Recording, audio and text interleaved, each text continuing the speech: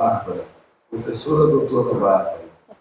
A Bárbara representa hoje, talvez, uma das células mais vivas da nossa AME. Bárbara AME expressa muito da sua capacidade de trabalho. Ela é tão jovem, mas já com tantos vínculos profissionais e com tanto conhecimento. Então, acho que é uma oportunidade muito grande, muito boa, a gente poder ouvir a sua experiência e, em especial, esse espírito da investigação. Tem um autor que diz assim, não é? Qual é o espírito da ciência? O espírito da ciência é a ciência do espírito. Então, fazer essa transição, que não é fácil, não é? Entre o nosso conhecimento dos bancos escolares, materiais, não é? E das grandes assembleias espirituais e toda essa informação que a gente recebe, não é simples. Mas ela está em boas mãos hoje, exatamente por tudo que a Bárbara se prepara e já tem de experiência. Antes de tudo, muito obrigado e uma ótima apresentação para você. Olá, boa noite a todos.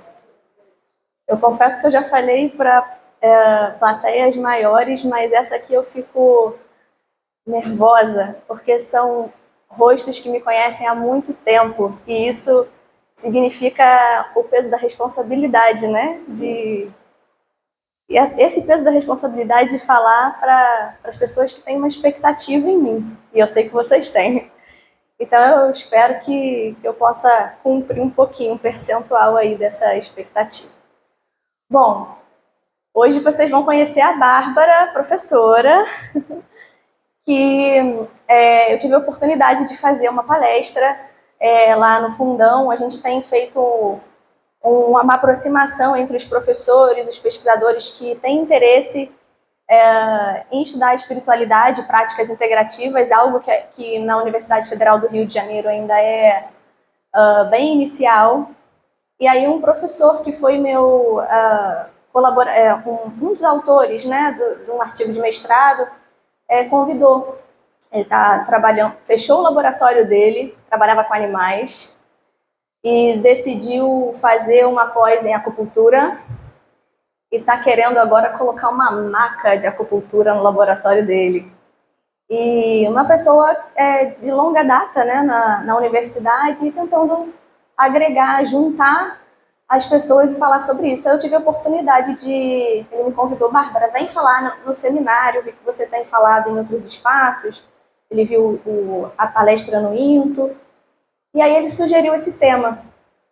E eu gostei muito do título e fiquei com ele, espero poder falar mais sobre isso. Acho que a gente acaba alinhando um pouco da prática, porque minha formação é em educação física, então eu acho que a gente tem muito aí também a agregar em todos os campos da área da saúde, né? Não somente das ciências, da medicina em si, mas toda a área da saúde. E aqui, cada um aqui presente, também aqueles que a gente sabe que são os agentes de saúde, que estão lá também vinculados às suas instituições de saúde, mas a gente sabe que os espaços espiritualistas, as pessoas que trabalham nesses espaços espiritualistas são agentes de saúde. Então, levar esse tipo de palestra acadêmica, científica, para espaços religiosos, espiritualistas, também é muito interessante. E eu espero que eu consiga defender essa tese aqui muito bem.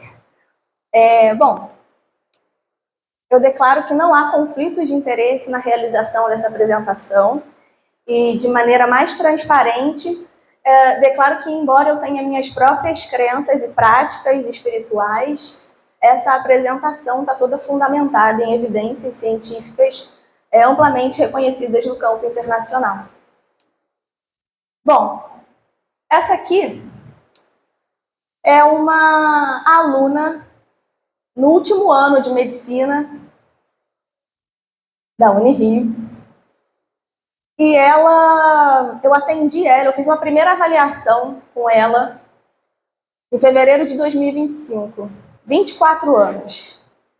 Ela chegou para mim eu sou professora de educação física, né? Professora universitária, mas eu estava fazendo um atendimento com ela em consultório voltado para a prática do movimento. Mas tudo começa com uma anamnese, com uma avaliação, com uma conversa. E aí, qual era o cenário dela, né? Ela chegou com a mãe, estudante de medicina do último período, diversas condições clínicas diagnosticadas há 2 anos ou mais. Então, lúpus, miopatia inflamatória, ansiedade com pensamento acelerado, humor depressivo, dor física, taquicardia sinusal. Para cada um dessas condições clínicas, ela tomava uma medicação. E eu fui rastreando. Sentimento de abandono dos amigos e familiares, perda de sentido de vida. Então, ao longo desse rastreio, ela revela ideação suicida. E a mãe, ao lado dela, se surpreende. Nesse momento eu vi, era a primeira vez que a mãe tomava conhecimento dessa questão. E ela também me respondeu, ao longo desse rastreio, que vê propósito na vida em ajudar as pessoas e relaciona com a escolha do curso dela. Ela já faz acompanhamento médico há anos, faz psicoterapia 1 vez por semana, e ela veio para mim porque indicaram ela fazer exercício físico. Eu poderia ter feito só uma avaliação física, mas eu sou uma profissional que faz um outro tipo de abordagem. E foi comigo que a mãe descobriu que ela queria atentar contra a própria vida.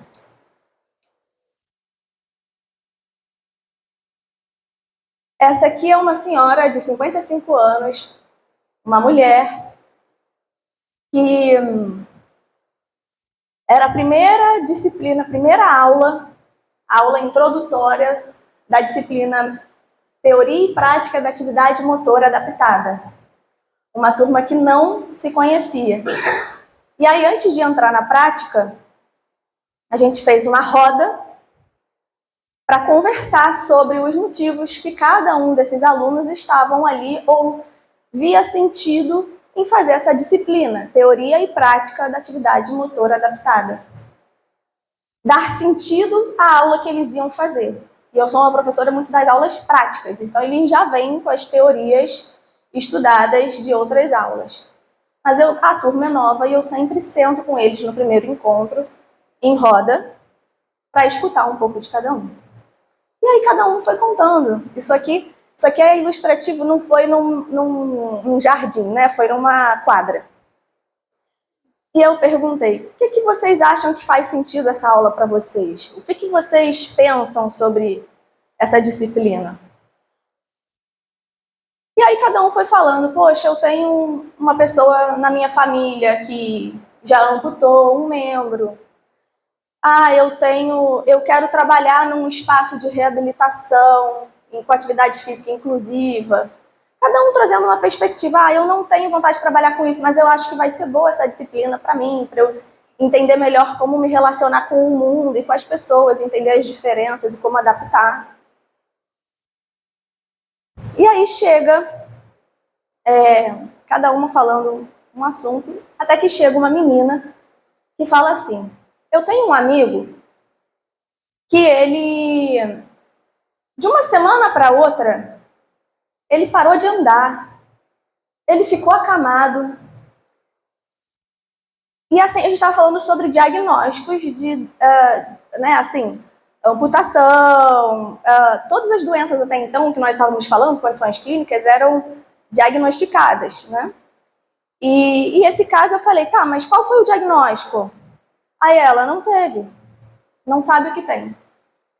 Nesse momento, primeiro dia de aula, uma outra aluna da roda começa a dizer que Deus estava querendo falar por ela e começa a não conseguir se controlar e querer dar um recado para essa outra menina que estava no centro da sala, dessa roda.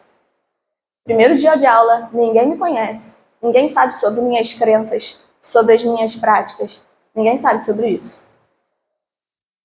E assim se deu aquele cenário. E aí talvez a gente precise se perguntar: o que esses dois casos têm em comum?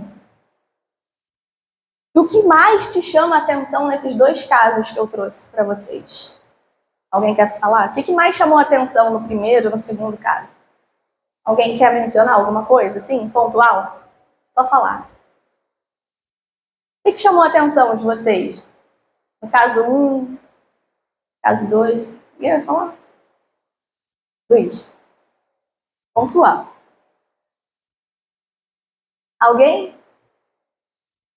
Tem certo ou errado não, gente. Não vou fazer prova no final. Vai todo mundo passar de ano. Muita doença para uma jovem, né? De 24 anos. Sim. Mais alguém? Tá todo mundo inibido ainda. Tá bom. Bom, algo que a gente pode reparar é que nos dois casos é abordado e reconhecido uma dimensão, que é a dimensão espiritual. Ao longo da apresentação isso vai ficar bem claro, né? É a dimensão espiritual relativa à espiritualidade de cada um. E que a gente percebe nos dois casos é que essa dimensão espiritual ela é uma parte integrante desse bem-estar físico, emocional e social dessas pessoas. E que são competências profissionais importantes. Seja no campo clínico, quando você está sentado num consultório, seja que formação seja, mas até para um professor na universidade.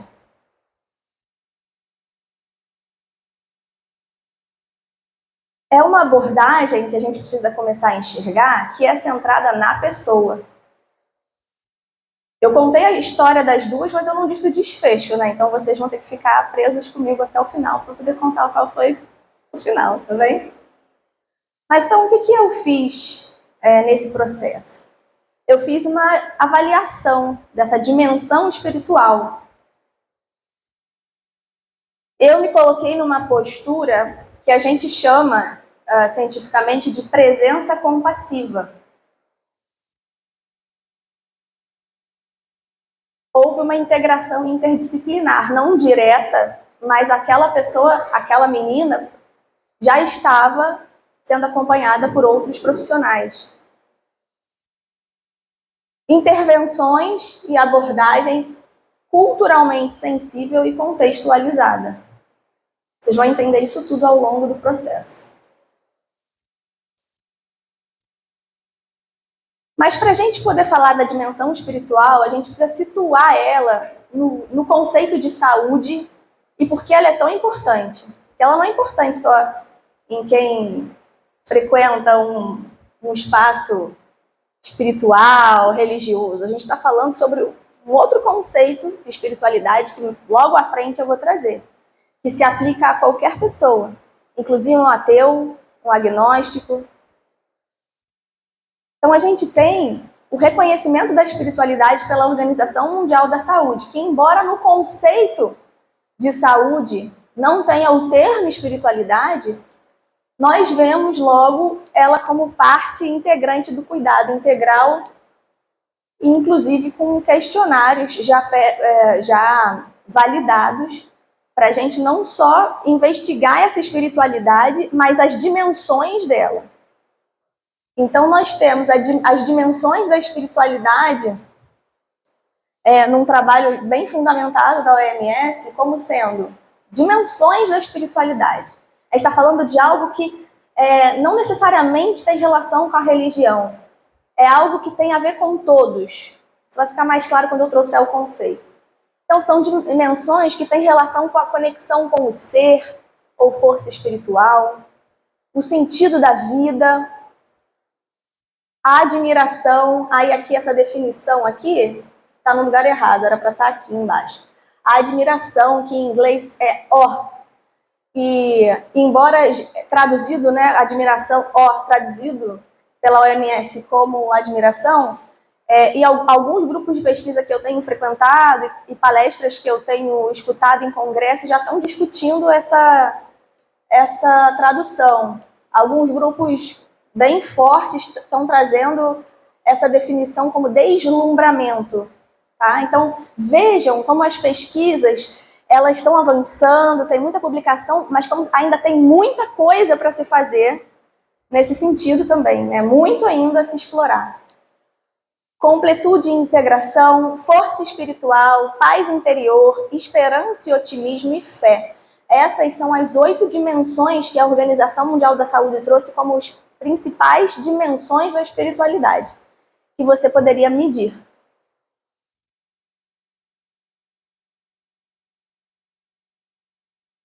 E aí a gente entra numa outra questão, que é a questão do sentido de vida. Né? Deixa eu voltar aqui, ó. Sentido de vida, a definição ainda em debate pela comunidade científica, eu trouxe para vocês a questão do deslumbramento. E quando a gente fala de sentido de vida, a gente abre muito um leque. Porque falar de sentido de vida, não necessariamente a gente precisa falar de uma prática religiosa ou de uma religião específica. A gente está falando do que dá sentido. Falar sobre propósito de vida, a gente está falando só sobre propósito. Então, sentido de vida é uma dimensão da espiritualidade que pode existir em indivíduos religiosos ou não religiosos, apontando para uma característica universal que pode ser usada para avaliar a espiritualidade do paciente, conforme proposto por algumas ferramentas. Então, já existem ferramentas validadas e bastante usadas na clínica. Uma delas é o questionário Volk e o questionário FICA, que eu vou falar mais à frente, só mais um pouquinho. E ela pode ser avaliada em ateus, agnósticos, religiosos, não religiosos. Né? Isso é muito importante, falar sobre isso. E nós temos um conceito de espiritualidade. Eu tive a oportunidade de conhecer pessoalmente a Cristina Puhalski, que é uma das principais pesquisadoras, né? Assim, ela que criou esse FICA, que é um questionário que a gente pode usar na clínica para avaliar a espiritualidade. Ela que gerou juntou, né, pessoas no mundo inteiro para gerar um consenso internacional e uma definição de espiritualidade que abrangesse a todos, né? Então vamos juntar todo mundo do mundo, de várias crenças, de todas as crenças, e o que é o conceito que todo mundo vai falar, não, isso aqui tá legal. Não é só para um grupo. E aí ficou esse conceito aqui. Espiritualidade é o aspecto da humanidade que se refere à maneira como os indivíduos buscam e expressam significado e propósito. E a maneira como vivenciam sua conexão com o momento, consigo mesmos, com os outros, com a natureza e o que é significativo ou sagrado. Tá? Então, tá? A religião é um quadradinho desse campo todo que a gente chama de espiritualidade. E o que diz o consenso internacional? Esse consenso que a Cristina reuniu inúmeras representantes religiosos, inclusive, pessoas do mundo todo. O consenso diz que a espiritualidade é a dimensão central no cuidado integral, afetando bem-estar, resiliência e qualidade de vida. Ela desenvolveu um roteiro de anamnese espiritual mais usado no mundo para abordar a espiritualidade, o questionário FICA, vou mostrar para vocês. Ou seja, eu quero começar a abordar a espiritualidade da pessoa na minha entrevista, na minha forma de trabalho. Mas eu não levo muito jeito, ainda estou inseguro. Existe um questionário que você pode aplicar perguntas já pré-elaboradas, né? Até ficar mais seguro, porque não necessariamente você precisa também usá-lo para poder fazer uma anamnese espiritual. O consenso enfatiza que os profissionais da saúde devem respeitar, avaliar, e aqui eu gostaria que todos tivessem muita atenção, quando a gente fala profissionais da saúde aqui, serve para os agentes de saúde. Muitos aqui são agentes de saúde em seus espaços, tá? Então, é uma aula para todos. O consenso enfatiza que os profissionais de saúde, agentes de saúde, devem respeitar, avaliar e integrar a dimensão espiritual no cuidado de forma ética e centrada na pessoa, naquele que chega. Aí nós temos aqui o questionário que eu comentei, que é o FICA, na internet, se vocês colocarem questionário FICA, essas perguntas vão aparecer. Então, quais são as perguntas que a gente faz para uma pessoa que independe da religião dela, que independe, para a gente saber sobre aspectos espirituais dela e que vão fazer a diferença nesse cuidado. Então, por exemplo, o questionário FICA fala, você se considera religioso? Essa é uma questão, uma pergunta que tem a ver com religião, mas nem todas. Né? Então, qual a importância você dá para a sua fé e suas crenças? Você tem alguma crença que pode afetar decisões? E por aí vai. Então, isso é um questionário estruturado, mas a gente não precisa se apegar a um questionário estruturado. Você pode fazer uma anamnese espiritual de forma mais livre. Mas os iniciantes se sentem mais seguros com esses, né, questionários estruturados, embora a gente possa fazer pesquisa livre. E uma orientação também é que essas perguntas sobre a espiritualidade da pessoa, se você está num primeiro contato, é muito difícil você já colocar elas de primeira, né? Você precisa se conectar com aquela pessoa que chega. Então, primeiro, você vai começar com a sua avaliação mais tradicional, né? Pergunta sobre a vida da pessoa. E aí, lá mais perto do final, a gente, já percebendo que se conectou com a pessoa, a gente começa a fazer essas perguntas um pouco mais, né, assim, subjetivas sobre espiritualidade. E por quê, né? Por que isso tudo? Por que a gente precisa abordar a espiritualidade? Qual a influência, não só da espiritualidade, mas da religiosidade? Aí a gente está falando de uma questão mais organizacional, muitas vezes, nos desfechos clínicos, né? Então, a gente tem um monte, literalmente, de benefícios. E a gente não está falando do que a gente vê. Eu vejo várias pessoas melhorando. Né? Não, a gente está falando de pesquisa, né? De métodos replicáveis que mostraram diversos resultados positivos. Então, com relação à saúde mental, diminuição da depressão e da ansiedade, melhora do bem-estar, diminuição do risco de suicídio, aumento da resiliência e do coping. O coping é o nosso mecanismo de enfrentamento, e como a gente lida com os nossos problemas, com as nossas adversidades. Quando a gente fala de coping, a gente está falando de um coping positivo ou negativo. Então, nem sempre a religião vai, a forma com que a pessoa lida com a sua religião vai ajudá-la a enfrentar o problema. A gente precisa entender se aquele coping, se aquele mecanismo de enfrentamento que a pessoa usa é positivo. Então, por exemplo, se aquela pessoa acredita que tudo que ela está vivendo, ela está sendo punida por Deus, isso não é um coping que vai ajudá-la. Isso não gera um desfecho positivo. Então, também não é simples assim. É só ter religiosidade, é só fazer uma intervenção, né, da espiritualidade, ou pessoas mais espiritualizadas têm esses desfechos. Não, a gente também precisa entender um pouco mais específico de que nem sempre as pessoas lidam da melhor forma. Se sentir punido por Deus é um exemplo.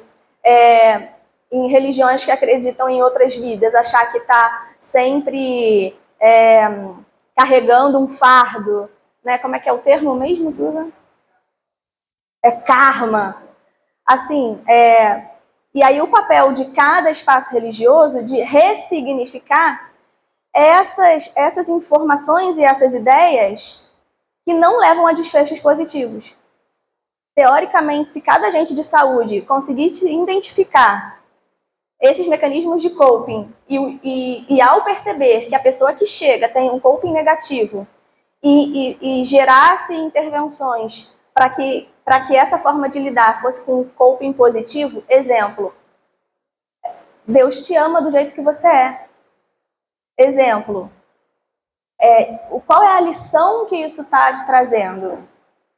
Isso faz parte da vida, para aprender a lição. Não é esse karma, assim, não é esse peso todo. É uma oportunidade de mudança. Né? O que a vida está te trazendo de lição? O que você aprendeu com isso? Então, auxiliar a pessoa a transformar essa forma de lidar que é negativa em positivo é algo que pode ter um impacto muito interessante, e os espaços religiosos têm a faca e o queijo na mão, né? E os profissionais da saúde também precisam, todos os profissionais precisam estar capacitados para isso. Então, a gente tem redução da mortalidade, risco de doenças cardiovasculares, enfim, reduz tabagismo, consumo de álcool, aumenta a rede de apoio social, qualidade de vida, diminui o isolamento, enfim, tem vários benefícios. Mas não é só ter religiosidade, a gente precisa entender também, ou espiritualidade, né? A gente precisa entender os aspectos. E a gente também tem a informação de que pacientes que têm suas necessidades espirituais atendidas tendem a apresentar melhor qualidade de vida, maior satisfação com o cuidado recebido e melhores resultados clínicos. Então, assim, se o profissional de saúde não aborda isso, é natural que eles busquem espaços que abordem, né? As pessoas buscam, porque elas têm essa necessidade de ter as necessidades espirituais atendidas. E a gente vê aqui, né? Aqui não dá para ler, mas eu trouxe aqui, eu coloquei espiritualidade e saúde no PubMed, que é uma plataforma que compila vários artigos, né, internacionais, para a gente já ver um número enorme, né, de publicações nos últimos anos, assim, tem aumentado muito, especialmente em espiritualidade. Religiosidade já tinha mais, né, Roberto? Agora, espiritualidade, então as pessoas querem estudar mais espiritualidade também. Bom, e aí existe uma lacuna. Esse é um ponto-chave. Existe uma lacuna entre o desejo das pessoas, e inclusive as evidências científicas, e a prática em saúde. E o ponto é, mesmo quando as pessoas querem abordar sobre a espiritualidade delas, os profissionais da saúde raramente perguntam. Então a gente tem um dado aqui, 40% dos pacientes desejam uma avaliação espiritual quando vão a uma consulta médica, psicológica, fisioterapêutica, ou até num profissional de educação física, que eu imagino que é o último que vocês vão imaginar que vão fazer uma anamnese espiritual. Mas eles querem. E 90% relatam que raramente ou nunca foram questionados sobre questões espirituais. Isso é uma lacuna, porque se uma grande parte da população deseja falar e não tem espaço para falar, vejam a responsabilidade dos espaços religiosos e espirituais que recebem essas pessoas. E a importância da escuta, né? Porque elas chegam querendo tirar do peito aquilo que não tiveram espaço para falar. Bom, e quais são os motivos principais dos profissionais não perguntarem? Então, o que o artigo coloca? Falta de treinamento. Muitos profissionais não receberam formação adequada para abordar questões espirituais de forma sensível e competente. Falta de tempo. A carga de trabalho elevada e a pressão por produtividade podem limitar as oportunidades para discussões mais profundas com os pacientes. A gente lembra da história do Dr. Bezerra, que ele dizia que ele não tinha o direito nem de almoçar, que enquanto tivesse paciente ele ia atender. Então, uma responsabilidade que o médico tem dos profissionais da saúde têm com aqueles que atendem também, desconforto pessoal. Alguns profissionais podem sentir-se desconfortáveis ou inseguros em abordar temas espirituais, especialmente se suas crenças pessoais diferem das dos pacientes. Então vejam, tudo isso a gente pode trazer para os agentes de saúde, né? Quando a sua crença difere de quem chega para você, como é que é a sua abordagem? Falta de clareza no papel profissional. Há uma falta de consenso sobre o papel dos profissionais de saúde na abordagem das questões espirituais, o que pode levar à evitação desses tópicos. Ou seja, porque aqui todo mundo lê artigo ou tem conhecimento sobre a que ponto estamos no meio acadêmico sobre as pesquisas na área. A gente sabe que está crescendo, né? Mas ainda acontece da gente escutar que esse assunto não era para estar na universidade. Ainda acontece. Ainda acontece de um professor mandar a divulgação de uma palestra e alguém responder lá no grupo: eu não vou porque eu não tenho religião. As pessoas não sabem o que é o conceito de espiritualidade. E elas ao menos se interessam, que eu brinquei com esse professor, eu falei, poxa, então que fosse só para ver qual é a besteira que vão falar.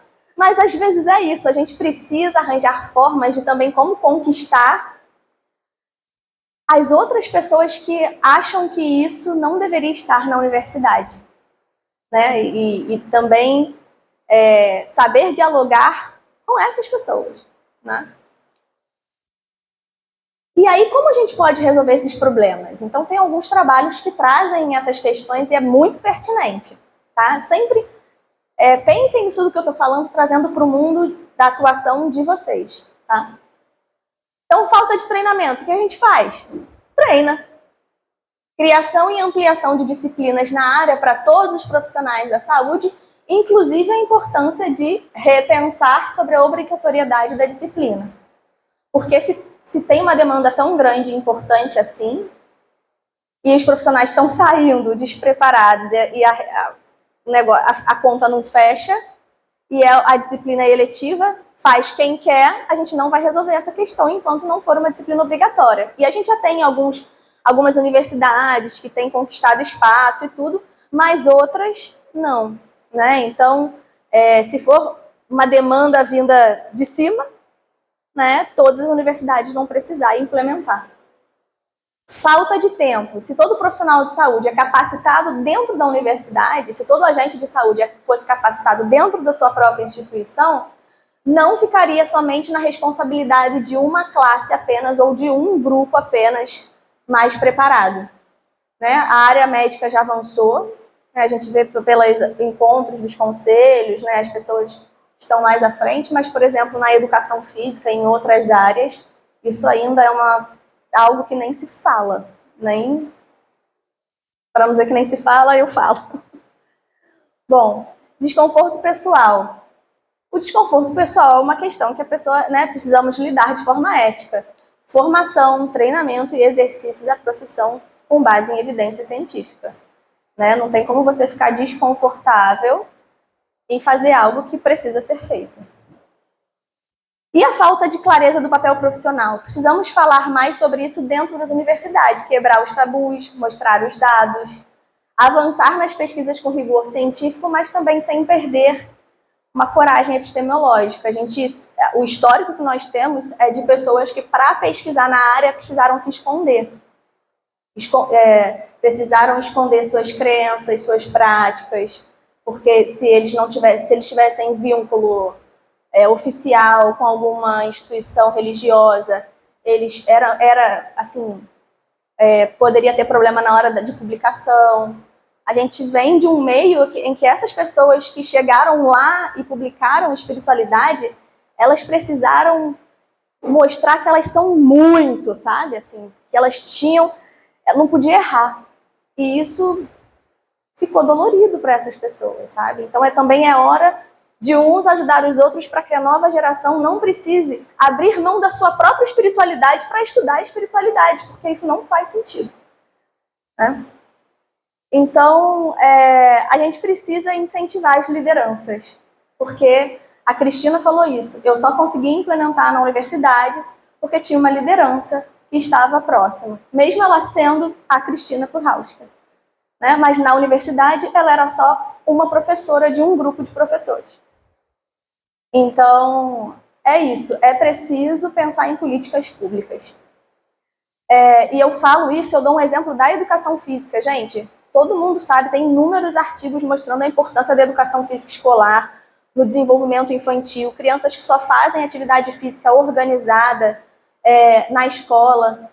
E em meados de 2016, 2017, pensou novamente em votar sobre se a educação física ia ser obrigatória ou não na escola. Algo que, assim, está cansado de evidências científicas sobre isso. Já é uma condição, assim, unânime científica. Mas a gente não está chegando nos políticos, nas políticas públicas. A gente não pode mais ficar na Torre de Marfim. Não adianta mais a gente ter medo de, vai me chamar, o lugar tal vai me chamar, deixa eu pensar se eu vou, porque a gente precisa ir fazer o nosso papel, porque se a gente não dialogar com as pessoas certas, se a gente não falar, mesmo que seja, né, assim, ter a oportunidade de alguém te escutar alguma vez.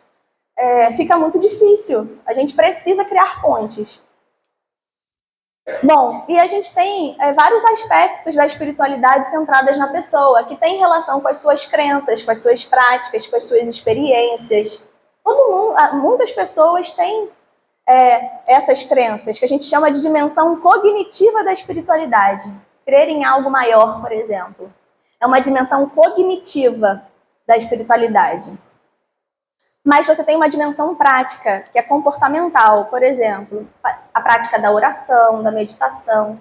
Aqui no Instituto de Saúde, que é uma parceria entre a AME e o MAP, a gente pergunta para as pessoas, né, quais são as suas práticas, né, de uma forma acolhedora, porque a pessoa já fica com medo de responder, porque se a prática dela não tiver relação com o que ela acha que a gente concebe como algo, ela não fala. E aí a gente fala com ela de forma muito acolhedora, olha, o Brasil é mistura. O espaço onde nós estamos é universalista. É natural que as pessoas tenham práticas variadas. E aí a pessoa se abre, né? Porque uma coisa é a sua filiação religiosa. Quando você fala sobre a sua filiação religiosa, você pensou em várias questões antes de responder, inclusive sociais. E a gente vem de um meio social em que pessoas humildes, às vezes, que precisam de cesta básica, dizem que tem a religião do lugar para poder receber a comida que vai comer no final do mês. Mas essa não é a religião dela. Ela diz isso para receber a comida. Então, esse é um exemplo para dizer que a nossa filiação religiosa é diferente muitas vezes das nossas práticas, e esse é o Brasil que a gente vive. E acolher isso como porque é a realidade, faz as máscaras caírem e a realidade florescer. Então, pegar essa informação numa escuta compassiva em que a pessoa se abra, são informações muito relevantes. Inclusive, tem pesquisadores já coletando dados. Lá no IDOR, o Ronald apresentou no INTO dados de práticas, dados sobre práticas espirituais. Então, já tem gente coletando essas informações já com o Comitê de Ética e tudo. E experiências, as experiências muito interessantes. Então, é um aspecto subjetivo baseado na percepção individual. A percepção do indivíduo. Vou dar um exemplo, que aí eu tenho lugar de fala para falar. Eu trabalhei no meu doutorado com pessoas amputadas que tinham dor fantasma. Que elas continuavam sentindo o membro perdido vividamente, como se ainda existisse, e ainda assim sentiam dor. A gente estava investigando, partindo de hipóteses baseadas no cérebro, só no cérebro. Mas no relato das pessoas, diversas relatavam que percebiam isso como uma experiência espiritual. E aí, como é que você faz? Você vira para ele e fala, isso não existe? O cérebro explica? Sabe, isso não é uma abordagem centrada na pessoa. Ainda mais num momento vulnerável como esse, né? Mas ainda existem profissionais assim. Nós vimos no mês passado a palestra do Júlio, ele comentando sobre uma paciente que chegou para ele que veio de uma médica que simplesmente a paciente disse que tinha visto a mãe e isso estava ajudando ela a melhorar as condições de saúde. A mãe já tinha desencarnado, ajudando ela a melhorar as condições de saúde. E a médica anterior meio que falou, isso não existe, isso é coisa da sua cabeça. Num momento em que para a menina aquela experiência era importante para ela, independente de se é verdade, se não é verdade, se tem evidência, se não tem. Não cabe a nós. E isso é o que o consenso internacional diz. Isso é ciência. Esse é o ponto. Pesquisas indicam que a gente que deve ser encorajado pelos profissionais da saúde. Encorajado no sentido não da gente trazer, falar o que tem que fazer, não. Mas a gente precisa encorajar aquilo que a pessoa já traz como um mecanismo de enfrentamento dela espiritual. Se ela faz a prática tal, se ela faz a oração tal, nós devemos encorajar. Nós não vamos prescrever uma oração X, Y, Z, mas nós devemos encorajar, porque ela está buscando as saídas, ela está buscando os caminhos. Isso é ciência. E aí vocês devem estar me perguntando o que aconteceu com a menina lá, né, que foi indicada para fazer exercício físico. E aí eu fiz anamnese espiritual. Aí eu vou trazer um pouquinho o que aconteceu. Primeiro, eu só queria mostrar o que eu fiz com ela. Eu não faço personal, mas eu resolvi dar personal para ela. Uma vez por semana, 1 hora, eu estava com ela. Porque eu não senti vontade de passar para ninguém. Entendeu? Assim, eu senti vontade de eu estar com ela, sabe? E aí eu me posicionei, né, nessa postura assim, quando eu tiver essa 1 hora com ela, era uma vez por semana só, eu vou estar de corpo inteiro para escutar o que ela tem para dizer, para estimulá-la e para fazer exercício físico direitinho, bonitinho, porque ela estava tomando muito corticoide, ela queria os objetivos físicos dela lá também. Mas ela é um ser integral, ela não é só o físico dela. Então fiz o exercício individualizado e eu decidi que se me desse a oportunidade, na hora que ela me desse a oportunidade, não na hora que eu achasse, que eu faria uma intervenção com sensibilidade cultural, que tinha muita relação com essa questão do coping do sentido de vida. E como ela tinha ideação suicida, qual era um fator muito importante que ela trouxe? Ela trouxe muitos problemas, muitas doenças, mas tinha uma questão ali na anamnese que era muito importante. Isso na entrevista que a gente faz com as pessoas, a gente percebe quando a gente está atento, em presença compassiva, sem julgar. A presença compassiva é a gente estar de corpo inteiro para aquela pessoa, sem julgar e querendo tirar ela do buraco. Não é? Porque qual é a diferença de empatia? A empatia, você entra no buraco junto, às vezes tu não sai. A compaixão, sim. Você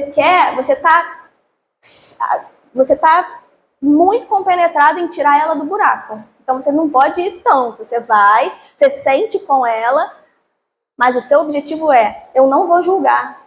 O meu objetivo é salvar essa pessoa, se eu puder. Se eu puder, porque a gente sabe que a gente não salva ninguém. Mas o objetivo é único e exclusivamente esse. E aí eu fiquei atenta, se eu pudesse, em algum momento que ela me desse a brecha, puxando ferro, imagina só, gente. Mas era isso. Eu fazer uma intervenção com relação ao sentido de vida. Porque ela colocou que a graduação dela dava sentido da vida dela. Tocava a vida das pessoas. Então isso era para mim uma coisa muito impactante e que poderia, se ela trouxesse isso, ela estava no final de graduação, ela estava querendo já fazer concurso para INSS, então era um momento muito latente isso, dela encontrar um significado para viver. Mas não adianta a gente falar quando a gente quer, é quando a pessoa desabrocha para isso. Por isso que é muito difícil numa única consulta, né, assim, num único encontro, o médico conseguir fazer isso. E por isso que todos os profissionais da saúde e agentes de saúde deveriam ser capacitados para isso. Porque se um não faz porque não deu tempo, o outro vai fazer. Bom, então existem várias evidências científicas que mostram a associação entre a prática da atividade física e propósito de vida. Então tem um mundo a se explorar. Mas eu quero dar ênfase à questão das pessoas com propósito de vida, que elas têm redução de 30% o risco de morte para todas as causas. Ou seja, entre sentido de vida e propósito de vida, a escolha é propósito de vida. Mesmo controlando para a idade, sexo, estado de saúde, hábitos de vida, ter propósito faz a diferença. É o pra quê, né? Então é por isso que investir na espiritualidade é uma questão de saúde pública, porque se reduz 30% do risco de morte. Bom, então o que aconteceu? 5 meses depois, olha como não foi de um dia para o outro, olha como quando você é profissional da saúde e está atendendo, você precisa esperar o tempo das coisas. E olha como as pessoas que trabalham dentro dos espaços religiosos às vezes têm o faca e o queijo na mão de poderem falar coisas que já estão associadas àquela prática daquela pessoa, né? É o capelão né, fora seria assim, a gente chamar um capelão para atender a pessoa conjuntamente. O capelão é um líder religioso. Na verdade, tem capelão que é formação generalizada, né, Roberto? Assim, que não é um líder religioso, mas no Brasil, o capelão, de modo geral, ainda é um líder de cada religião. Então, quando o profissional de saúde atende alguém e você percebe que às vezes tem um coping negativo, algo, às vezes você percebe que você não consegue ir, e aí você tem que chamar um capelão. Aqui tem um monte de capelão. Entendeu? Que em uma conversa de um dia pode fazer o que eu demorei 5 meses para fazer. Porque eu não posso, eu tenho que ser ética no meu trabalho. Eu não posso, eu tenho que esperar a pessoa me dar a deixa para poder estimulá-la para aquilo que ela decidiu. Então, 5 meses depois, ela foi sem a mãe. Ela passou no concurso do INSS. Eu acompanhei esses 5 meses dela, tá? E estava se preparando já para mudar de estado. Ela já estava reduzindo os imunossupressores.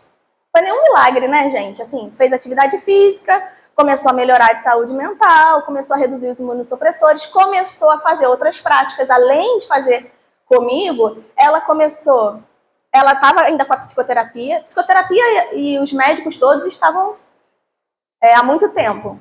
Mas o que ela começou a fazer? Yoga, defesa pessoal, musculação ela fazia comigo. E aí quando eu chegava, ela já estava fazendo aeróbico. Então fazia os dois, né? Que é o preconizado pela Organização Mundial da Saúde. Ainda relatava ansiedade, explosões, sentimentos de abandono. Não é milagre. Um esforço enorme dela. Enorme. Uma vontade enorme. Ela relatou que começou a frequentar um espaço religioso uma vez ao mês. E se eu medisse isso pelos questionários que medem religiosidade, eu diria que ela tem uma religiosidade organizacional intermediária, nem baixa nem muito alta. Ela relatou espontaneamente interesse em ler e estudar sobre o amor. Ela disse assim: o lugar que eu frequento é muito legal, mas lá não tem um estudo, e eu queria que a gente estudasse sobre o amor. Ela tinha isso na alma dela. Ela começou a realizar práticas como reiki, cromoterapia, e ela retomou espontaneamente sobre a questão do suicídio, e agora sem a presença da mãe. E aí, quando ela retomou espontaneamente a questão do suicídio, o que eu rastreei enquanto ela falava? As crenças e os valores dela. Eu fiquei observando como é que estava a questão do enfrentamento dela, o coping dela, lembra-se, a positivo. E sabe como ela resolveu enfrentar a questão do suicídio? Porque como ela entrou numa casa religiosa, o discurso dela era: o meu sofrimento não vai passar... relatou que o sofrimento iria passar de outras formas, mas que tirar a própria vida não resolveria a questão do sofrimento dela. O que eu, como profissional da saúde, já logo identifiquei que ela estava criando essa dimensão cognitiva dela da espiritualidade estava positiva. Ela encontrou um caminho lá para resolver que não ia adiantar cometer suicídio. Alguém lá disse para ela, ou ela viu alguma coisa que ela questionou assim: será que vai adiantar? E o que eu fiz? Eu encorajei. Com base em evidência científica. Na hora que ela falou. Não foi 5 meses atrás. E encorajar, gente, não é você abrir a boca e sair falando tudo, não. Às vezes é você ficar quieto e fazer assim. Não tem nada a ver sobre a sua crença, sobre a sua prática. Tem a ver com fazer o que é a evidência científica. Outra coisa. Ao demonstrar, ela demonstrou preocupação e incapacidade. Olha só. Ela tem 24 anos, ela nem tinha pegado o CRM dela ainda. Luiz, Roberto. E ela já tinha passado no concurso do INSS. Mas sabe o que ela achava? Ela achava que se ela não tivesse sido abandonada pelos amigos e pela família e por tudo, ela não estaria indo lá para o Nordeste. Ela teria ficado no Rio e ia fazer uma residência. Ela não via valor em, aos 24 anos, ter passado no concurso do INSS. Mesmo com todas as doenças, e tá bem, e com a dor controlada, né? Porque aquela escala de dor reduziu bastante. Não era 0, mas reduziu bastante. E aí nessa hora eu falei, mas você não acha que a sua formação, somada a essa experiência pessoal que você tem, isso tudo que você passou, não poderia torná-la diferenciada nos atendimentos das pessoas? Porque ela disse assim, lá só vai ser eu, a única médica, e lá tem muito caso de saúde mental. Como é que eu vou aguentar? Eu falei, olha a experiência que você tem. Olha só a sua experiência pessoal, aliada a uma excelente formação. Formada médica na Unirio. Então, assim, aí ela, sabe assim, minha ficha não caiu? E aí, o que eu fiz também? Parece que é só um papo, não. Um reforço da espiritualidade associada ao propósito de vida, que era a primeira coisa que ela trouxe na avaliação. O mais positivo que ela trouxe, tudo que ela falou, era o propósito de vida de ajudar as pessoas em necessidade como médica graduada. Foi só isso que eu fiz. Aí aconteceu, que foi isso, foi a primeira avaliação, aí eu só atendi ela na academia, depois 5 meses depois eu fiz essa avaliação, na semana ela pegou CRM, e aí ela não sabia para onde ia, e já queria ir lá para o Nordeste conhecer a cidade, ela falou, Bárbara, não vou poder mais voltar, já estou indo praticamente para o Nordeste. Tá bem, um beijo, qualquer coisa estou por aqui. Mas aí o que aconteceu, gente? Eu tenho ela no Instagram, e aí começou a aparecer a carinha dela lá no story toda hora. E aí eu não fico clicando, mas eu cliquei porque ficou aparecendo muito. E minha aluna, um tempão que eu não via. E aí caiu justamente nesse story. Eu não vou conseguir ler, vou ter que ler aqui, peraí. Ela escreveu assim. Essa aqui é a foto dela, depois de ter pegado CRM. Ela autorizou, tá? Eu estou preservando a identidade, mas depois disso tudo, de autorização dela para contar a história dela. E aí o story dela era assim. Acho que toda a dificuldade para mim foi achar alguém que fosse igual a mim e a gente pudesse conversar sobre. Além de todo dia ver as pessoas indo de arrasta e me comparando. Ela não me marcou nem nada não, tá? Eu vi aleatoriamente, vi porque que cliquei. Enfim, eu nunca encontrei alguém para trocar ideia e que tivesse passado pelo pior e superado. Essa pessoa nunca chegou. Espero que eu seja a pessoa na vida de alguém. Talvez seja por isso que eu esteja viva, para contar a minha história.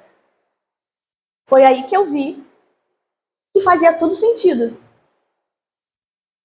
Ela formou o coping positivo dela e ela seguiu em frente, porque muitas vezes a cura, a saúde está em seguir em frente com as suas questões, com as suas condições clínicas. Esse conceito de saúde, né, é complexo, gente. Quem aqui se considera em bem-estar, completo bem-estar mental, social, físico? Né? E não é só sobre a discussão que teve lá na FRJ, muito interessante, a gente já falou, não é só sobre estar vivo, é estar bem vivo. Estar vivendo, estar vivo e vivendo. Né? Então é isso. Às vezes, quando a gente decide ir para esse campo da espiritualidade, de estudar, essas questões que ainda tem muito estigma, as pessoas podem dizer que a gente está ficando meio maluco. Ih, olha ali. Gente, mas sinceramente, é por essas histórias e tantas outras que eu vivo com tantas pessoas aqui que nunca nem contaram as suas histórias, fazem seu trabalho modesto de cada dia e, sabe, nem tem vontade, nem vê sentido em ficar aqui falando. É porque é isso. Os nossos sonhos não se resumem a artigos e a prêmios. É sobre também tocar as pessoas. É sobre também fazer o nosso trabalho modesto de cada dia. As grandes mudanças, na verdade, são feitas pelos grandes agentes de saúde, profissionais da saúde, que estão lá no dia a dia trabalhando, sem ganhar prêmio Nobel, sabe? Então, meu agradecimento a cada uma dessas pessoas, formiguinhas, e a cada um de vocês por estar aqui hoje. e eu espero que eu tenha suprido um pouquinho das expectativas de vocês. Por fim, eu só queria atualizar um pouco, né? A gente tem feito um trabalho de coletar alguns dados, estruturar alguns trabalhos, e aí é bom também atualizar todo mundo, né? Agora, quarta-feira, está acontecendo no Rio Centro o Congresso Internacional Mundial de Medicina Integrativa. E aí eu estou levando 2 trabalhos. Um que é da auriculoterapia lá no UFRJ, né, a auriculoterapia como prática integrativa no ensino superior. É um relato institucional, né, não é pesquisa ainda, uma universidade pública brasileira. E o outro trabalho que a gente está levando é o trabalho da auriculoterapia em contexto espiritual, realizado no Instituto de Saúde, uma parceria da AME Carioca com o Movimento de Amor ao Próximo, mais conhecido como MAP.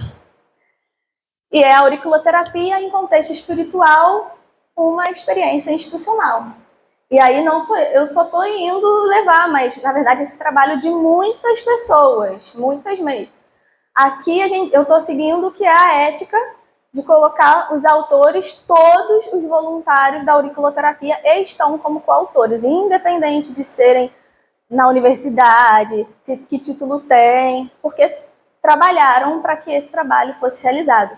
Mas a gente sabe que por trás desses autores tem muitas pessoas que trabalham para que essa casa exista, para que a AME estivesse de pé até os dias de hoje, para que a luz estivesse acesa, a casa limpa. Então, é isso. Tem o grupo aqui da auriculoterapia, né, de um trabalhinho modesto, ainda não é pesquisa, a gente é assistência, mas a gente tem coletado informações que no futuro, se submetido a comitê de ética, pode se tornar uma pesquisa. Não sei se vai ser esse o caminho, a gente faz o que a gente pode, né, dentro do que a gente tem. Hoje também, o Instituto de Saúde, a gente já tem agora outros profissionais de saúde. Antes era só auriculoterapia, agora é o Instituto de Saúde de verdade, porque a gente tem outros profissionais da saúde, então a gente está fazendo um atendimento integrado. Gente, eu volto a falar, eu tenho um privilégio de estar aqui falando, porque não sou só eu, tá? São muitas pessoas envolvidas. Mas a gente já tem uma psiquiatra que está atuando junto, então quando a gente tem... Quando chega alguém, a gente percebe que um acompanhamento psiquiátrico pode ser interessante, inclusive, e não é muitas vezes passando medicamento, às vezes é observando o coping da pessoa. Se está com coping negativo, e aí a mãe às vezes está junto, e é aquele diálogo com a mãe, aquela coisa que é para acompanhar. Às vezes a pessoa tem o médico dela, sabe? Mas vamos fazer um acompanhamento mais integrado. Também, a gente sabe, né? Também auxiliar a própria casa, né, Áurea? A gente conversou, enfim, a gente não vai divulgar, mas acho que aqui é um momento também de a gente dizer a que pé as coisas estão. Então, as necessidades do atendimento fraterno, quando tiver uma necessidade de poder também acolher essas pessoas, a gente sabe que muitas pessoas não têm condição. Claro que não vai ser uma coisa, né, pontual, mas acho que esse é o momento da gente atualizar. E a gente tem várias vontades para o futuro, mas vamos devagar, um dia de cada vez, fazendo o que a gente pode. É isso. Muito obrigada.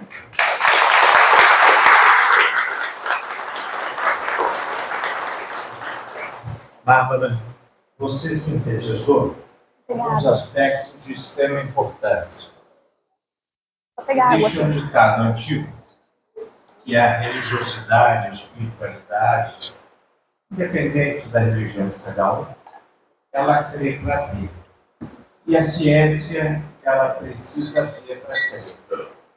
E isso nós demoramos muito para começarem essas grandes pesquisas. O Espiritismo, a codificação, foi na época de 1860, 1865. 100 anos depois, o Papa João XXIII, ele começou a falar sobre agentes de saúde. Depois, nós tivemos Martin Luther King, tivemos a irmã Dulce falando sobre agentes de saúde. Ela dizia que a oração, as pessoas eram agentes de saúde. Depois nós tivemos o Betinho, Depois nós tivemos uma infinidade de pessoas falando sobre agentes de saúde. Lá na Fraternidade Sem Fronteira, lá no centro da cidade, um grupo muito grande se denomina agente de saúde. Porque quando se vai para a noite, como o MAP vai à noite para distribuir quentinho, e quando se faz um curativo, se torna um agente de saúde. O Papa Francisco, antes dos seus dias derradeiros, com problemas de pulmão, ele teve um problema muito sério de joelho. E ele foi acompanhado por algumas pessoas e que ele denominava agentes de saúde. Quem é o agente de saúde? São todos aqueles que não fizeram uma universidade ou um curso na área de saúde, mas são verdadeiramente agentes de saúde pelo sentimento. De forma que os agentes de saúde, nós demoramos quase 60 anos, há 60 anos atrás, quando João 23 começou a falar sobre isso. E hoje, todos nós somos agentes de saúde. Essa casa é formada de agentes de saúde. Quando se fala ali sobre setor de humanização e acolhimento, é só um nome para as universidades e para a ciência. Porque o Espiritismo já chegou há muito tempo fazendo humanização. O acolhimento é o acolhimento diário em todas as casas e hoje em todas as religiões. Eu esqueci de dizer que o Bonner, judeu, também fala no seu livro sobre agentes de saúde. Então, quando se faz uma prece, nós estamos levando saúde. Porque a saúde, como a Bárbara falou, e como a gente sabe, é o equilíbrio físico, espiritual e mental. E se nós estamos trabalhando a parte espiritual, todos somos agentes de saúde. De forma que uma palestra, como o que ela nos apresentou, ela está mostrando que a universidade já está interessada não no crer para ver, que é o que nós fazemos. Nós não estamos preocupados com a ciência só para isso. Nós sabemos que o coração é que manda. E para isso a gente trabalha o espírito. Mas a universidade precisa exatamente do inverso. Ela precisa ver para crer. Então, o setor de humanização e acolhimento é o que todos nós já fazemos. De forma que a apresentação da Bárbara, ela nos traz essa característica maior, enquanto já há uma abertura. Agora, lá em junho, quando estava em São Paulo, a Cristina foi bem enfática nisso. A Cristina é uma das pessoas mais bem preparadas do mundo para falar sobre isso. E ela foi bastante enfática nesse aspecto das pessoas fazerem o acolhimento. O acolhimento ensinado pelo Chico, pelo Divaldo, o acolhimento ensinado por todas as pessoas. De forma que quando a universidade necessita disso, quando se precisa um pouco mais disso, como está hoje no jornal o Globo, falando sobre os moradores de rua, que todos são agentes de saúde. E nós demoramos 100 anos depois da codificação para verificarmos que existem inúmeros agentes de saúde. Quando se faz um atendimento fraterno nessa casa, quantos agentes de saúde são?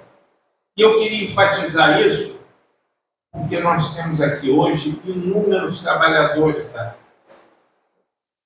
E todos são importantes para o funcionamento da casa, independente de serem profissionais de saúde ou não. Porque a casa, ela está no tripé. E o tripé, ele é a parte espiritual. E a parte espiritual, como nós sabemos, é a mais importante. Porque as outras duas acabam. A parte física acaba, a parte espiritual não acaba. Então é a mais importante. Então, uma palestra como essa nos dá a abertura de verificar que a ciência está encontrando onde nós já estamos. E isso, para nós, é uma grande alegria. Nós temos aqui 15 minutos, abrir aqui a perguntas, uma conversa com a Bárbara. Quem quer fazer uma pergunta? Pois não? Você esqueceu de falar o resultado do segundo caso. Não, entendi. Não esqueci não. É que eu trouxe só o resultado do primeiro mesmo, mas eu posso contar. Então, quando começou a acontecer isso, a gente estava em roda, né, sentada na quadra, e eu me referi ao nome da pessoa, pedindo para que ela abrisse os olhos e falasse o nome completo dela e a idade dela, que ela mantivesse a consciência dela. Eu não fui preparada na universidade para isso, mas eu já vi que isso empiricamente funciona. E comecei a pedir para que ela que eu queria que ela falasse, que era ela que precisava falar, né? Que ela falasse. E nisso ela foi se recompondo a um ponto que pelo menos eu pudesse levantá-la. Deixei a turma ali e fui com ela para ela beber água. Aí ela ficou bem, estava com muita dor de cabeça, mas ficou bem. E aí tinha uma sala logo ao lado da quadra, eu sentei ela ali e pedi para ela ficasse ali um pouco se recompondo e que antes de e depois ela retornasse para a aula. Aí ela demorou aí eu voltei, continuei dando aula e aí ela falou: professora, já estou bem, né, 20 minutos depois mais ou menos, professora, já estou bem, posso ir? Estou com muita dor de cabeça. Eu falei: é só dor de cabeça? Tá bem? Precisa de alguma ajuda? Não. Foi embora. E aí, depois disso, eu acho que eu fui encontrar com ela esse semestre, faz um ano. Um ano que eu não a via. E aí eu não perguntei mais nada, né, assim, ética. Mas aí, esse semestre, por coincidência, ela foi fazer uma aula que choveu muito e só ela apareceu. E aí ela contou um pouco da história dela. Aí eu tive a oportunidade de compartilhar e entender um pouco a história dela e trocar, e foi bom para mim, assim. Acho que deu para entender o que tudo que estava por trás ali, né, da situação. E foi isso que aconteceu. Quer fazer uma pergunta? Pois não? Você causou surpresa, não seria a palavra certa, né? Naquela hora que você me trouxe os pontos da não aplicação da espiritualidade pelos profissionais de saúde, você me trouxe uma palavra que é uma das dificuldades que eles se desconfortáveis na aplicação disso. Eu vejo assim, na medicina ou na ciência, não existe achismo. Existe um estudo específico, um protocolo, você trouxe o artigo lá da PUBMED. Eu não consigo compreender como é que o profissional se sente desconfortável em não aplicar a partir do momento que você tem os artigos dessa aprovação científica de determinados protocolos. Você explicou muito bem também essa questão da divisão entre a religião e a espiritualidade. Eu acho que para a gente está bem claro, todos entenderam isso. Mas será que talvez essa confusão entre religião e espiritualidade possa ser uma barreira para que seja aplicado pelos profissionais de saúde esses protocolos, esses artigos? Sim. Eu sei que você falou mesmo, está crescendo, está desenvolvendo, mas ainda me parece, quando a gente trata dessa questão da espiritualidade, da saúde, da forma científica, como se fosse uma coisa ainda um pouco à parte em relação a outros artigos, outros protocolos, em relação à ciência ou à medicina. Isso, exatamente.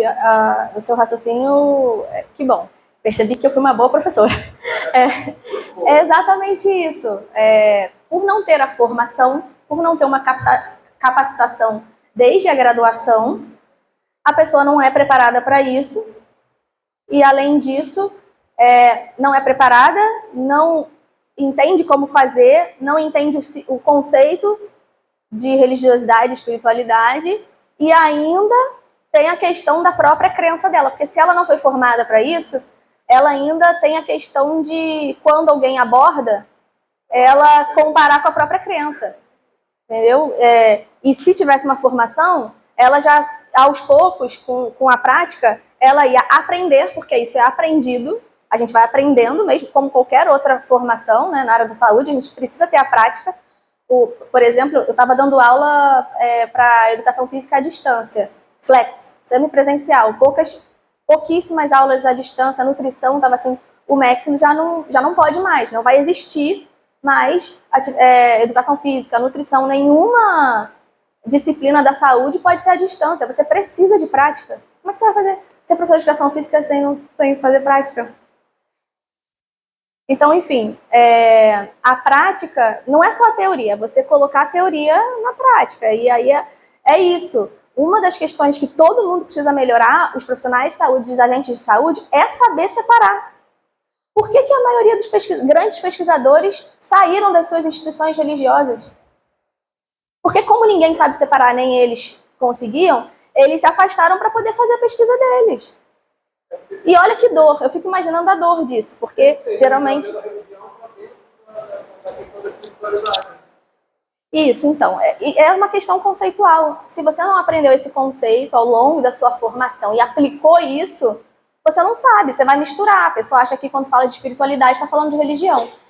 E a religião está dentro de espiritualidade, mas não necessariamente, né? Todo mundo ficou claro isso. Espiritualidade é algo que a gente pode medir em qualquer pessoa, inclusive ateus e agnósticos. Inclusive, espaços religiosos podem ser frequentados naturalmente por ateus e agnósticos, porque eles vão para esses espaços pelas suas práticas. E é por isso que a gente tem que se preparar para atender essas pessoas também. E qual é um grande problema da pesquisa científica nessa área? E por que até hoje a gente não vê pesquisa científica, vê, mas muito pouco, naturalística, que a gente fala, que é coletando dado dentro dos espaços, por causa do proselitismo religioso. Porque chega e o pessoal quer impor a sua religião, ou aquela coisa, minha religião é melhor que a sua, aquela coisa que fica difícil, aí o pesquisador sai correndo, entendeu? Então, se todo mundo melhorar um pouquinho, todo mundo, o pesquisador, o espaço religioso, todo mundo se capacitar um pouquinho e diferir, acho que vai ficar mais fácil essa lida. Mas o seu entendimento é perfeito, é isso mesmo. A última, tá? Tem. Bárbara. Primeiro, te parabenizar. Acho que você tomou uma coragem gigante.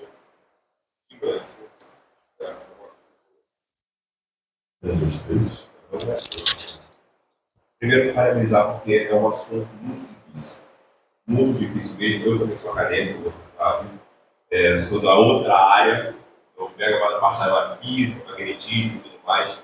Trago também para a parte espiritual. E eu sei da dificuldade que é discutir isso no meio acadêmico. Eu já tentei inúmeras vezes e não consegui. Só fui conseguir quando fui trabalhar no INPA e depois na Fiocruz. E quando eu fui conversar com profissionais de saúde, né, fui trazer a física e a matemática para dentro do tratamento de uma professora Ana Bergman, que vocês conhecem lá no INPA, onde a gente fez um trabalho magnífico de tratamento de oncologia.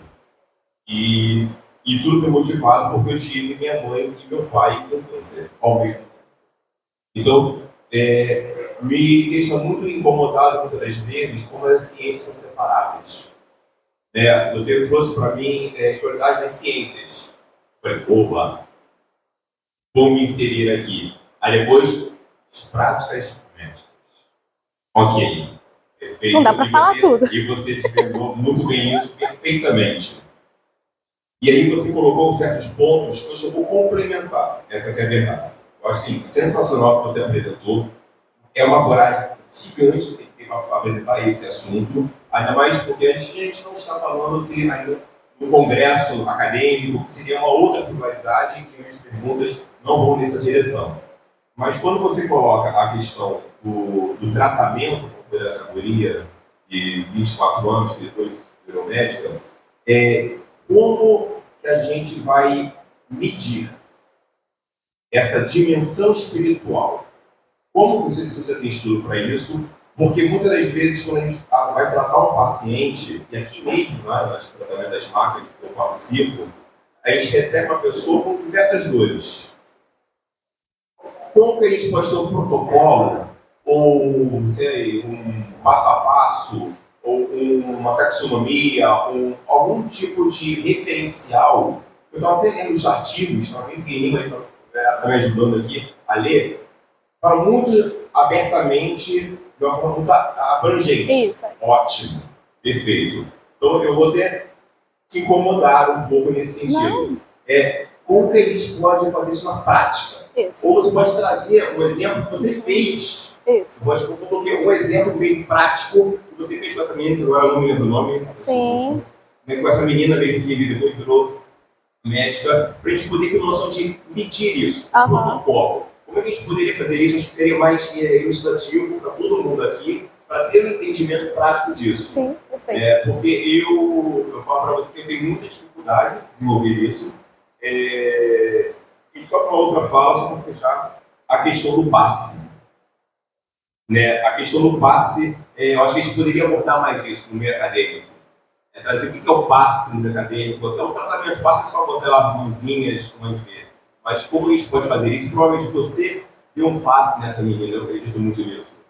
E você colocou até os profissionais da saúde encorajar. Eu vou acrescentar da educação também, todos os da profissionais. segurança também. Todos.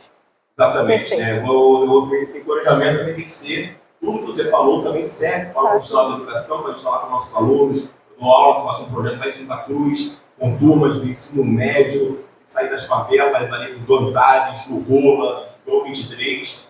Exige também exatamente o mesmo procedimento para você, e também, e aí eu não tenho muito conhecimento, projetos da segurança pública. Sim. Olha como a gente pode entender isso no acadêmico. Não, com certeza. É porque, o que acontece? Eu fui fidedigna ao que estava no artigo, e eu peguei os artigos de ciência da saúde. Mas depois eu logo retomo falando agentes de saúde. Porque agentes de saúde é isso, o Luiz falou também muito bem. Qualquer pessoa que esteja numa posição de cuidado, né? Inclusive, a gente faz isso muito nas nossas casas, inclusive, porque sempre tem alguém cuidando de alguém ali, né? Então, perfeito, é para todo mundo. Mas os artigos que eu trouxe, né, se referia a esse grupo de pessoas.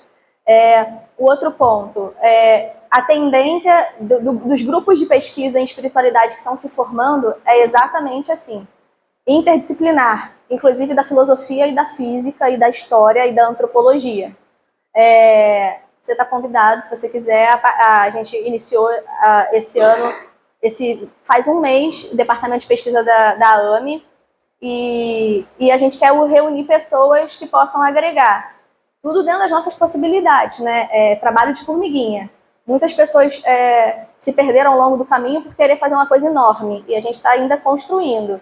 Mas ter um matemático... É mais fácil ensinar biologia para um matemático do que matemática para um biólogo. Então, assim, é muito útil, porque o que você não tem de neurociência, a gente pode conversar e talvez você fazer uma análise que eu não consiga fazer. Então, pode ser útil em algum momento, mas a gente está fazendo agora, gerando os grupos de trabalho, a gente está formando. Então, o que acontece? Foi o mesmo trabalho da Aurículo aqui. Eu cheguei, eu era sozinha. Eu falei, cara, eu não quero que esse trabalho termine quando eu não esteja aqui, porque esse trabalho não é meu. Eu formei as pessoas, isso dá trabalho. Entendeu? E é a mesma coisa o grupo de pesquisa. Tem muita gente boa, mas que vem de outras formações, então a gente precisa se formar. Então a gente está pensando até em encontros de metodologia de pesquisa, porque tem gente que não teve, sabe? E aí não adianta, tem que crescer todo mundo junto, não adianta um ir querendo reinventar a roda, tem que ir todo mundo junto. Então, depois eu posso te passar e a gente está nessa fase inicial, talvez possa ser útil mais lá no futuro para alguma análise de dado. Não sei, a questão do passe, algumas pessoas falam, outras não. É complexo, tá? O meio acadêmico é duro. Qual foi a outra questão? Ah, tá. Então, o caso dela, eu coletei a intensidade da dor dela. O maior exemplo é o que a gente já faz na auriculoterapia aqui. A gente coleta informação sobre intensidade da dor e frequência da dor, pré e pós-intervenção. Então, esse é um número. De 0 a 10, qual é o grau de dor que você está na última semana? E aí a gente usa uma escala visual analógica que é a preconizada para avaliação de dor. Então, a gente avalia a dor pré e pós, eu avaliei com ela pré e pós também. O coping é uma medida também, uma escala Likert, que você pode fazer uma avaliação quantitativa. Então, quando eu digo a ideação era uma ideação suicida, e aí depois isso se transformou em um propósito de vida, e ela começou a mencionar que não ia adiantar mais tirar a vida, porque ela começou a frequentar uma religião que acredita nesse sentido. E isso dá para medir, porque quando a gente aplica o questionário de coping, ela ia marcar outras numerações, e quando a gente calculasse aquela escala Likert, ia dar outro valor. Então, isso também. É porque, no caso, tem coisa que é pesquisa. Eu não apliquei um questionário de coping nela. Embora aqui a gente use o questionário de coping, mesmo não sendo pesquisa. Por quê? Porque é uma forma que eu tirei de capacitar os agentes de saúde da auriculoterapia para saber se o coping é positivo ou não. Porque lá no questionário de coping, de enfrentamento, tem a pergunta assim, eu achei que fui punido por Deus. Eu achei que as forças do mal tinham trabalhado contra mim. Então, para capacitar as pessoas que estão atendendo, se por exemplo, e lá a gente faz de um jeito que é aleatório, a pessoa não escolhe o auriculoterapeuta. Então, eu fiz a anamnese inicial, dali a 3 semanas ele foi para você olha na anamnese questionário de coping, e na hora você vê pela marcação se aquela pessoa acha que foi punida por Deus ou não. Você não conversou com ela, mas você já sabe. E na hora que você impõe a tua mão, você sabe a história dela e manda para ela junto aquilo. E se for necessário ela conversar com você, você não vai conversar com ela, porque essa conversa foi feita na primeira vez. Mas eu digo que se você sentir vontade do coração de dizer uma frase para essa pessoa que faça sentido para você, que você fale. Exemplo, você é especial. A sua vida vale. Entendeu? Então, é mais ou menos isso. Depois, você chegar mais cedo, 2 horas, a gente pode te mostrar as anamneses e tudo, mas tem várias medidas, até medida de religiosidade, organizacional, não organizacional. Então, como que a pessoa isso tudo é quantitativo, é escala Likert, que inclusive a gente está precisando de gente para fazer a análise desse dado aí. Obrigado. Vamos ouvir Quanta Luz. E depois, uma homenagem a todos os agentes de saúde dessa casa, a Silvana vai fazer a nossa prece final. Depois da prece, eu pediria que todos esperassem 1 minutinho sentados, que eu queria dar um recadinho.